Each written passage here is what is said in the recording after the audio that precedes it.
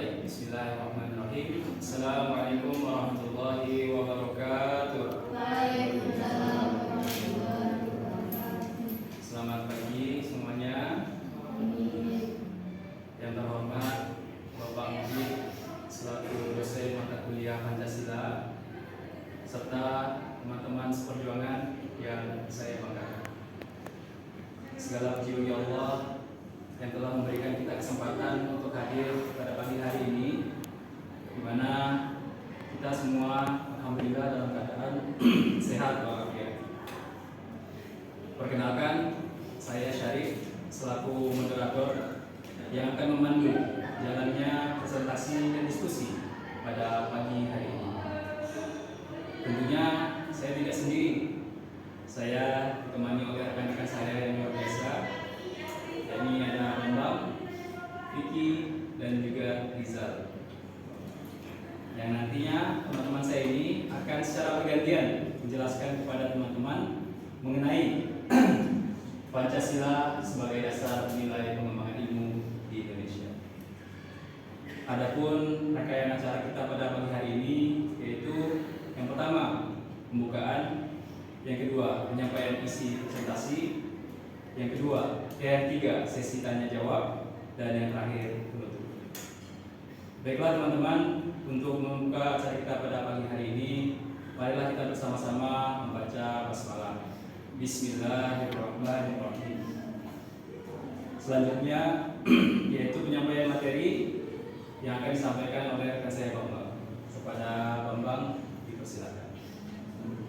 Assalamualaikum warahmatullahi wabarakatuh. Waalaikumsalam. Baiklah, materi pada hari ini akan saya sampaikan sebagai berikut.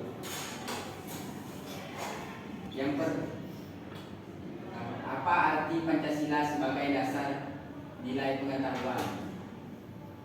Yang pertama, tidak bertentangan dengan nilai-nilai yang terkandung dalam Pancasila. Maksud poin yang pertama ini, dengan adanya ilmu pengetahuan, jangan sampai kita tidak mempercayai adanya Tuhan, serta kita tidak adil, dan menjadikan kita bisa terpecah belah. Poin yang kedua, berperan sebagai rambu normatif bagi pengembangan iptek di Indonesia. Maksudnya seperti ini kawan-kawan. Artinya Pancasila memberi batasan-batasan agar kita tidak melenceng dari norma-norma yang ada. Yang ketiga, setiap pengembangan iptek harus berakar dari budaya dan ideologi bangsa Indonesia. Maksud poin yang ketiga ini, perkembangan ilmu pengetahuan dan teknologi kita harus sejalan dengan budaya yang ada di Indonesia dan ideologi yang ada di Indonesia, yaitu ideologi Pancasila. Nah, seperti saya berdiri. Oke, slide yang berikutnya.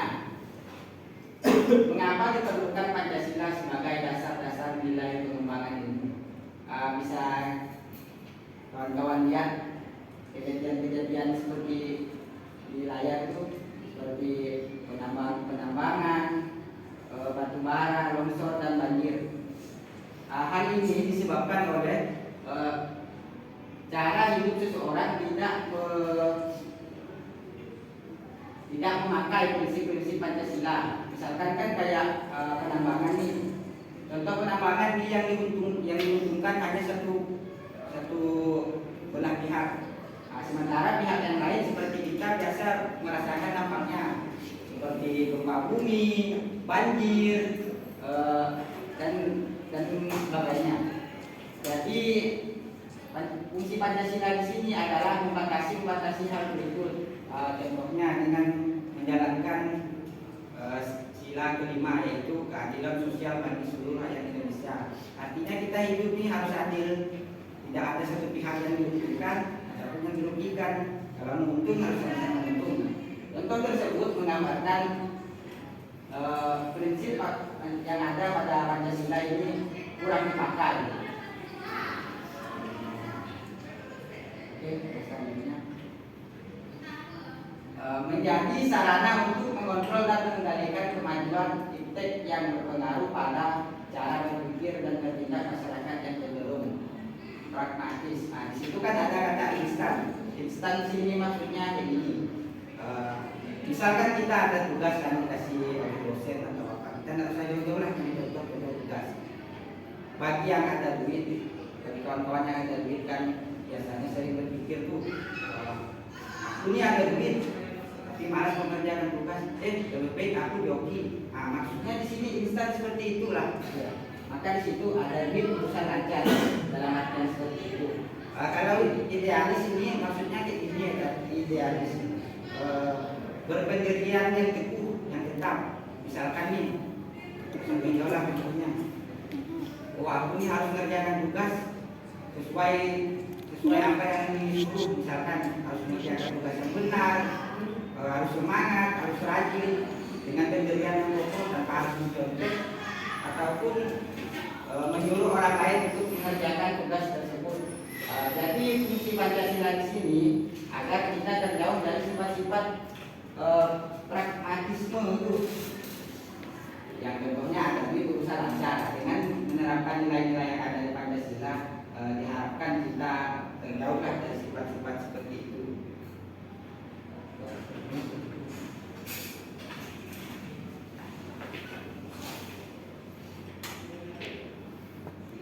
Menggali sumber-sumber historis, sosiologis, politis tentang Pancasila sebagai dasar nilai pengembangan ilmu di Indonesia.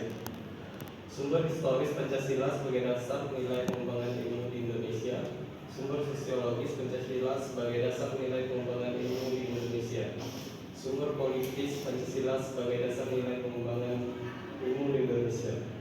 Artinya, dalam pembukaan Undang-Undang Dasar 1945 alinea keempat, pembukaan UUD 1945 berbunyi, kemudian daripada itu, untuk membentuk suatu pemerintahan negara Indonesia yang melindungi segenap bangsa Indonesia dan seluruh tumpah darah Indonesia, dan untuk memajukan kesejahteraan umum, mencerdaskan kehidupan bangsa. Kata mencerdaskan kehidupan bangsa mengacu pada pengembangan iptek melalui pendidikan amanat dalam pembukaan UUD 1945 yang terkait dengan mencerdaskan kehidupan bangsa itu haruslah berdasar pada nilai-nilai ketuhanan yang Maha Esa. Soekarno dalam rangkaian kuliah umum Pancasila Dasar Falsafah Negara pada 26 Juni 1958 sebagai dengan 1 Februari 1959 selalu menyinggung perlunya setiap sila Pancasila dijadikan blueprint bagi setiap pemikiran dan tindakan bangsa Indonesia, karena kalau tidak akan terjadi kemunduran dalam pencapaian keadilan sosial bagi seluruh rakyat Indonesia. Artinya, Pancasila sebagai blueprint dalam pernyataan Soekarno kurang lebih mengandung pengertian yang sama dengan Pancasila sebagai dasar nilai pengembangan iptek, karena sila-sila Pancasila sebagai cetak biru harus masuk dalam seluruh rencana pemikiran dan tindakan bangsa Indonesia. Konsep Pancasila sebagai dasar nilai pengembangan ilmu pernah dikemukakan oleh Profesor Montenegro, anggota Senat Universitas Gadjah Mada, menyatakan bahwa Pancasila merupakan pegangan dan pedoman dalam usaha ilmu pengetahuan untuk dipergunakan sebagai asas dalam pendirian hidup, sebagai suatu pangkal sudut pandang dari subjek ilmu pengetahuan dan juga menjadi objek ilmu pengetahuan atau hal yang diselidiki. Artinya, konsep Pancasila menggunakan istilah asas dalam pendirian hidup mengacu pada sikap dan pedoman yang menjadi normatif dalam tindakan dan pengembangan keputusan ilmiah.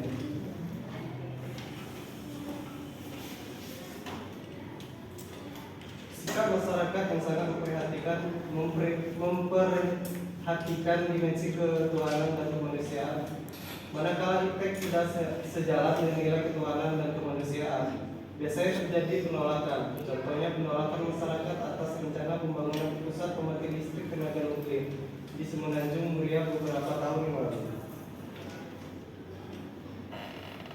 Penolakan masyarakat terhadap PLTN di Semenanjung didasarkan pada kekhawatiran atas kemungkinan kebocoran pembangkit listrik tenaga nuklir tersebut. Contohnya di Chernobyl, Rusia beberapa tahun yang lalu. Mengenai pidato Soekarno ketika menerima gelar Dr. Honoris Causa di UGM pada 19 September 1951.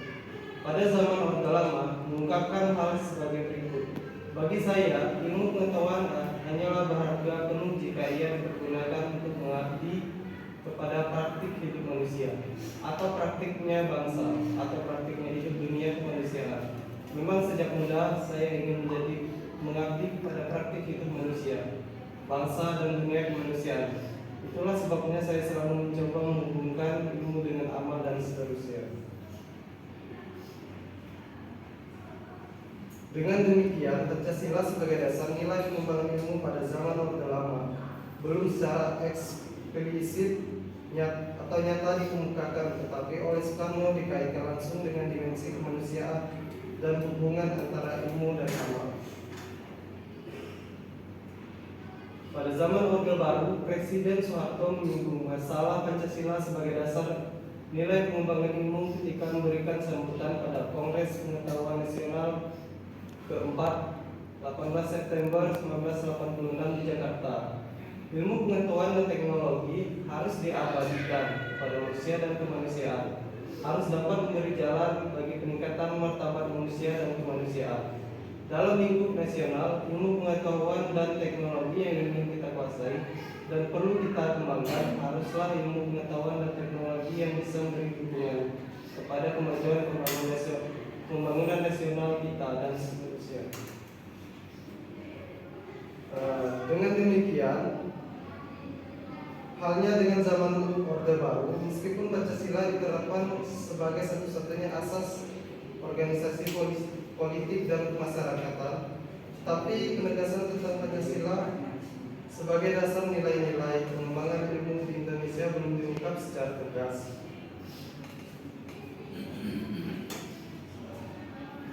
Habibie dalam pidato 1 Juni 2011 menegaskan bahwa penjabaran Pancasila sebagai dasar nilai dalam berbagai kebijakan penyelenggaraan negara merupakan suatu upaya untuk mengaktualisasikan Pancasila dalam kehidupan. Arti kata dari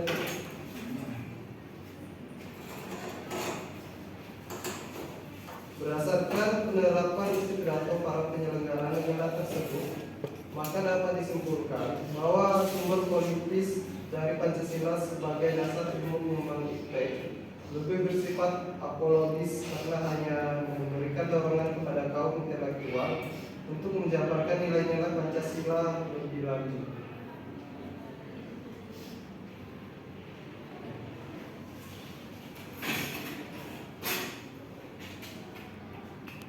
Argumen tentang dinamika dan tantangan Pancasila sebagai dasar nilai pengembangan ilmu. Satu, argumen tentang dinamika Pancasila sebagai dasar pengembangan ilmu. Argumen tentang tantangan Pancasila sebagai dasar pengembangan ilmu. Satu, argumen tentang dinamika Pancasila sebagai dasar pengembangan ilmu. Pancasila sebagai pengembangan ilmu belum dibacakan secara eksplisit atau nyata oleh para penyelenggara negara sejak Orde Lama sampai era reformasi. Para penyelenggara negara pada umumnya hanya menyinggung masalah pentingnya keterkaitan antara pengembangan ilmu dan dimensi kemanusiaan atau humanis. Kajian tentang Pancasila sebagai dasar nilai pengembangan ilmu baru mendapat perhatian yang lebih khusus dan eksplisit oleh kaum intelektual di beberapa perguruan tinggi, khususnya Universitas Gadjah Mada.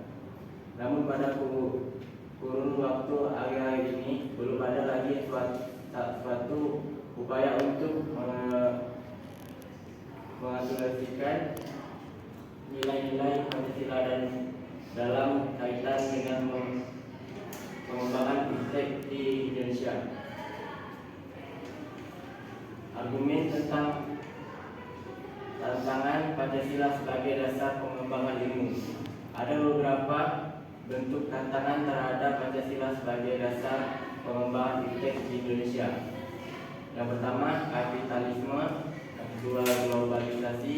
Yang ketiga, konsumerisme. Yang keempat, pragmatisme. Kapitalisme. Akibatnya, ruangan bagi penerapan nilai-nilai Pancasila sebagai dasar pengembangan ilmu menjadi terbatas. Upaya bagi pengembangan sistem ekonomi Pancasila yang pernah dirintis Prof. Nubayarto pada 1980-an belum menemukan wujud nyata yang dapat diandalkan untuk menangkal dan menyaingi sistem ekonomi yang berorientasi pada memiliki modal besar.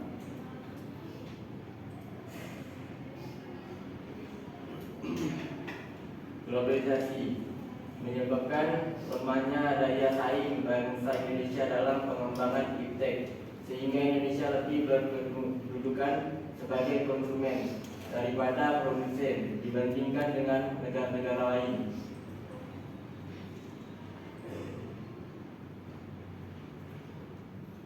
Konsumerisme menyebabkan negara Indonesia menjadi pasar bagi produk teknologi negara lain yang lebih maju ipteknya. Pancasila sebagai pengembangan ilmu baru pada taraf wacana yang belum berada pada tingkat aplikasi kebijakan negara.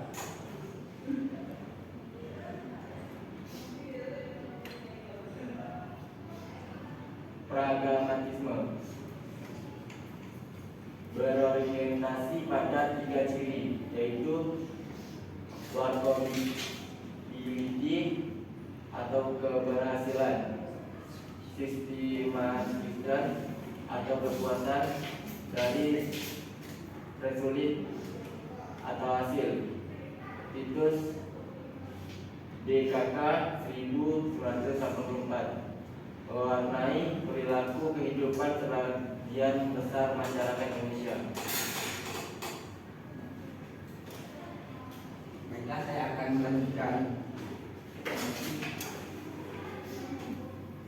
esensi Pancasila sebagai dasar nilai pengembangan ilmu.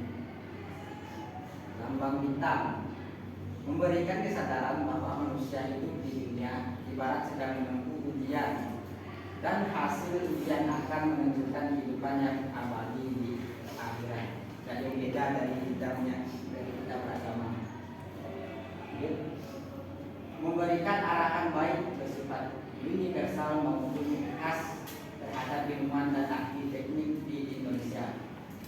Selanjutnya, lambang pohon beringin memberikan landasan esensial bagi kelangsungan negara kesatuan Republik Indonesia atau NKRI. Lambang banteng atau kepala banteng memberikan arahan pada kerakyatan yang mengandung arti bahwa pembentukan negara Republik Indonesia ini adalah oleh dan untuk semua rakyat, berarti dan rakyat untuk rakyat. Oke. Memberikan arahan agar selalu diusahakan tidak terjadi jurang atau kesejahteraan di antara bangsa Indonesia. Urgensi Pancasila sebagai nilai pengembangan ilmu. Di sini ada nggak kawan-kawan yang sudah paham dan tahu apa yang arti urgensi? Baiklah, saya akan sedikit menjelaskan. Urgensi secara kamus besar bahasa Indonesia atau KKBI ialah keharusan yang harus segera dilakukan. Namun di sini maksudnya begini, urgensi Pancasila sebagai dasar negara, sebagai dasar nilai pengembangan ilmu. Maksudnya pengembangan ilmu yang ada khususnya di Indonesia harus berdasarkan nilai-nilai yang ada pada Pancasila. Berarti pengembangan ilmu ini harus berdasarkan Pancasila. Nah, itulah arti singkatnya. Menarik. Perkembangan ilmu dan teknologi di Indonesia saat ini tidak berakar pada nilai-nilai budaya bangsa Indonesia sendiri, sehingga ilmu pengetahuan yang dikembangkan di Indonesia sepertinya berorientasi pada Barat. Nah, maksudnya seperti ini, ilmu-ilmu sekarang yang kemajuan teknologi maupun pengetahuan pada dasarnya untuk saat ini masih berdasar pada negara Barat. Tidak usah jauh-jauh. Ini Pak HP ini yang kita pegang ini kan asal usulnya dari negara Barat. Nah, jadi sampai sekarang kita masih menggunakan teknologi seperti HP. Nah, selanjutnya lagi Facebook, Instagram, WA itu kan semua dari Barat. Nah, maksudnya seperti ini, ilmu kita nih yang ada teknologi dan ilmu pengetahuan yang ada di Indonesia saat ini masih berorientasi, itu namanya berorientasi, masih mengacu pada negara Barat ataupun mengikuti. Tidak cuma ilmu dan teknologi, seperti cara berpakaian, gaya hidup, dan sebagainya. Mungkin kawan-kawan juga sudah paham terhadap masalah ini. Perkembangan ilmu pengetahuan di Indonesia lebih berorientasi pada kebutuhan pasar, sehingga prodi-prodi yang laku keras di perguruan tinggi adalah prodi-prodi yang terserap oleh pasar. Maksudnya pada perguruan tinggi hanya prodi-prodi tertentu yang laku, yang laku. Yang laku di sini dalam artian yang banyak dibutuhkan pasar. Misalkan kita ambillah contoh prodi kita nih. Prodi kita nih sekarang kan banyaklah dibutuhkan oleh industri-industri yang semakin berkembang. Nah, jadi prodi misalkan pengolahan hasil perkebunan ini menjadi laku karena banyak diserap pasar. Nah, seperti itulah. Pengembangan ilmu pengetahuan dan teknologi di Indonesia belum melibatkan masyarakat luas, sehingga hanya mensejahterakan kelompok elit yang mengembangkan ilmu. Nah, seperti ini ya. Pengembangan ilmu pengetahuan dan teknologi bisa belum melibatkan masyarakat luas. Hanya kelompok-kelompok tertentu yang dapat merasakan ataupun mendapat hasil dari perkembangan ilmu dan teknologi. Masa kasarnya gini, hanya kelompok-kelompok orang berduit saja. Tidak usah jauh-jauh lah. Kita nih mau main Facebook, kan perlu kota. Kota kan perlu duit untuk membeli kota dulu. Nah, untuk kuliah nih kita perlu laptop. Jadi dikit-dikit kita harus perlu duit. Nah, maka di situ hanya kelompok elit. Bukan berarti kita ini masih banyak perumpamaan lain. Itu yang saya sebutkan hanya perumpamaan yang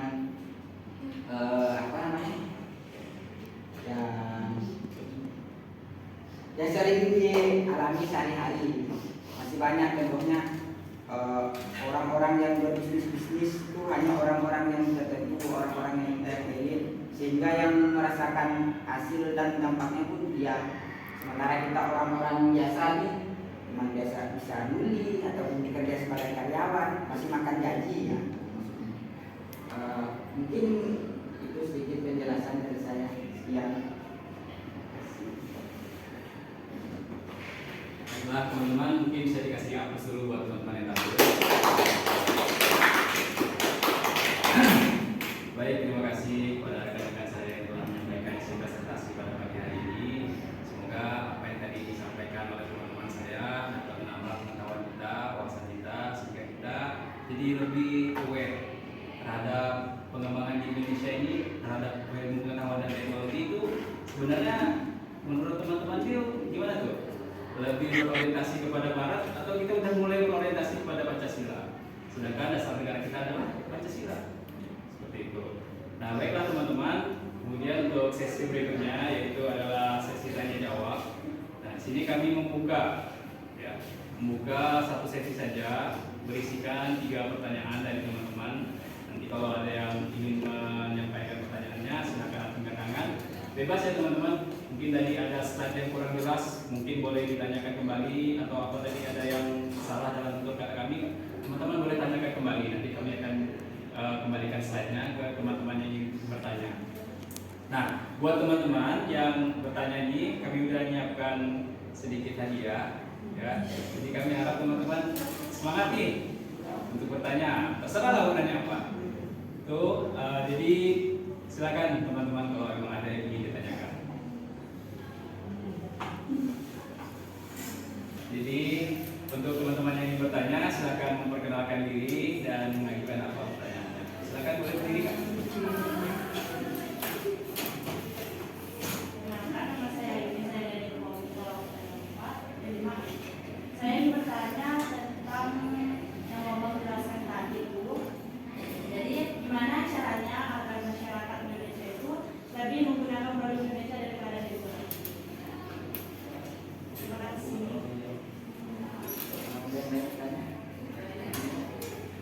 Ingat. Ada lagi teman-teman? Baru satu yang bertanya. Bebas kok teman-teman. Ada yang kurang jelas kah? Ada yang perlu disampaikan ulang kah? Nggak usah malu-malu ya. Oke, silakan Vicky. Bagaimana supaya masyarakat Indonesia lebih menggunakan produk di Indonesia daripada di luar? Pertanyaan saya. Oke, saya akan menjawab pertanyaan dari Ayu. Sebenarnya itu sudah dipengaruhi dari luar sih. Jadi contohnya kayak produk-produk yang datang dari luar itu harganya lebih murah, sedangkan produk di dalam negeri kualitasnya masih kurang baik, terus harganya juga cenderung lebih mahal. Nah, kalau untuk mengatasi hal tersebut, seharusnya pemerintah juga menyiapkan subsidi untuk para produsen supaya menghasilkan produk yang lebih baik dan harga yang mudah dijangkau oleh masyarakat sekitar. Oke, sudah. Gimana? Adakah yang ingin bertanya lagi?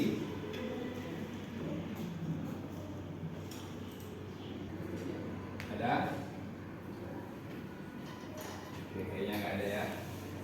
Baiklah teman-teman, dengan berakhirnya sesi tanya jawab tadi, maka berakhir pula lah presentasi kami pada pagi hari ini selaku kelompok 6. Saya mengucapkan terima kasih kepada rekan-rekan saya yang telah menyampaikan isi materi pada pagi hari ini, dan kepada teman-teman semua yang telah hadir dan menyempatkan waktunya untuk berkumpul di ruangan ini. Marilah kita tutup presentasi pada pagi hari ini dengan bersama-sama membaca hamdalah. Alhamdulillahirabbil alamin. Saya selaku moderator ya, mewakili rekan-rekan saya yang bertugas, boleh duduk berdiri. Ya, kami mohon pamit undur diri. Mohon maaf atas segala kekurangan. Ayo ting-ting bawa piring. Assalamualaikum warahmatullahi wabarakatuh.